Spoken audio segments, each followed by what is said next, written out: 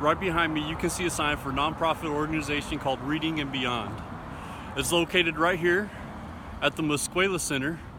You can see that sign too, which is also the community library. You see right here. There's also a place in here where people can have AA and NA meetings and other community events, like churches can hand out groceries. There's a public pool, basketball courts, and fields for people to have community sports activities in. It's located right here on Butler Avenue, just down the street from Fresno Pacific, just to the west of Fresno Pacific University. If you live in the 93702 area code, this is a key point that you need to know about. Right across the street, behind me, to my right, your left, you'll see a group of condemned buildings. This is one of the many Blythe issues that you'll come across in Southeast Fresno. This one looks like it used to be a school or a church campus, possibly both. I'm standing right now on the median of Kings Canyon Avenue. Kings Canyon Avenue is a major landmark that runs right through the 93702 area code, all the way through Southeast Fresno, from beyond Clovis Avenue where it connects to the 180, all the way down to where it turns into Ventura Avenue. If you look behind me, you'll see a sign that says there's no U-turns on Friday, Saturday, and Sunday between the hours of 10 p.m. and 6 a.m. The reason for this is that this is a frequent cruising spot on the weekends, particularly on Sunday nights. You can come here and see people cruising their nicest vehicles that they own up and down this street, and lots of young people talking to each other. It's a social event for this community. Because of that, lots of people would make frequent U-turns right in the middle of this route, all up and down this street. So the city had to put these signs up in order to prevent people from causing too much traffic and congestion on these particular peak hours on these days. So people still cruise these streets. They just run a route all the way to the end of the street where there's no more of these signs, and all the way back to the other side of the zip code, right past the AM PM, where they can turn around again. I'm standing right now in front of the Department of Social Services main building for the Southeast Fresno campus. This is the main building right here, but mind you, this is a campus. This is a huge collection of buildings that once used to be Valley Children's Hospital, that whenever they moved was converted into the Department of Social Services. They have Department of Social Services, behavioral health, everything from CalWorks, any type of public aid that you may possibly need, and you live here in this area, you can find it probably most likely on this campus. As I'm walking through the parking lot of the Department of Social Services campus, right here smack dab in the middle of the Southeast Fresno area, I'm just thinking about the fact that this place is here with good reason. If you live in this area, chances are that you're living below the poverty line, and you're probably qualified and probably making use of the services that they provide here, just to be able to have some sort of quality of life. Well, there's a lot of controversy that goes on behind welfare policy and the services that have to do with it. Some people think they're a little bit too enabling. Other people think that they'll cause people to be ostracized or pushed to the edge of society. I think that there has to be a balance myself. Behind me, you can see some more of the Department of Social Services campus.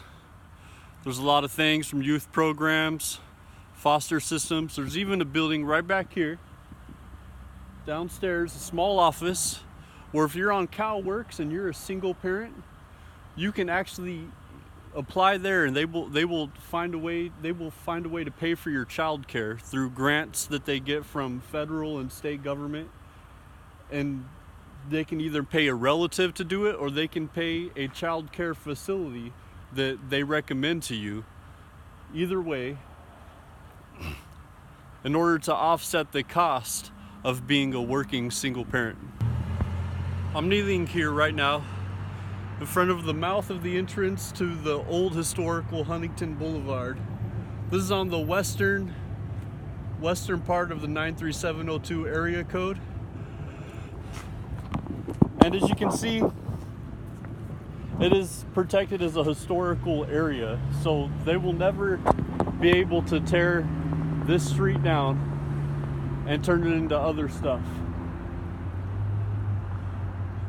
It's a really big open street. It's proof that life here in Southeast Fresno has not always been, and not only is, for the poor or oppressed people. In fact, in the early developmental years, that was loud. The early developmental years of Fresno as a city, this used to be the happening neighborhood to live in. This is the place where if you were Jefferson, you were trying to move on up to, so to speak. If you go down the road here further, you'll see there's a couple of elderly care facilities. One of them is called Huntington House, and I cannot remember the name of the other one off the top of my head, but it's down there too. I'm here on Huntington Boulevard. As you can see, a lot of the housing here, really nice. Most of these homes are actual historical buildings that people live in. So they're not allowed to tear them down, but they are allowed to build on them and make them nice. If I were going to try and paint a pretty picture of Southeast Fresno, this is the neighborhood I would do it from. Unfortunately, that's not the case. This is just a small pocket of the neighborhood. So something really interesting just happened. Just as I was recording that last part about this neighborhood, one of the people who lived here, she didn't want me to videotape her, but she actually stopped me and asked me what I was doing, asked me if I live here, and basically just being a good, assertive neighbor. These are the types of things that when community members are involved in their neighborhood and they're to the point that they're concerned with what people are doing there, or where people who their neighbors are, and what people who are not from the neighborhood, what their business is in that neighborhood. By doing that, it actually keeps a lot of the crime down. It acts as an excellent deterrent. It allows people who may be predatory or up to no good, it kind of persuades them to go someplace else and choose an easier target. This is an actual. I wish I knew the lady's name. I'd give her props for being a good community member. Right across from me, you can see a woman come out of Boss Food and Liquor, a liquor store that takes EBT. Not a good place to get groceries. I'm right here across from Witchell Elementary School. Behind me, you can see buildings. These are homes. Unfortunately, this is the more accurate depiction of how people live in this part of Southeast Fresno. Behind me, you can see a local favorite, Tacos Tijuana.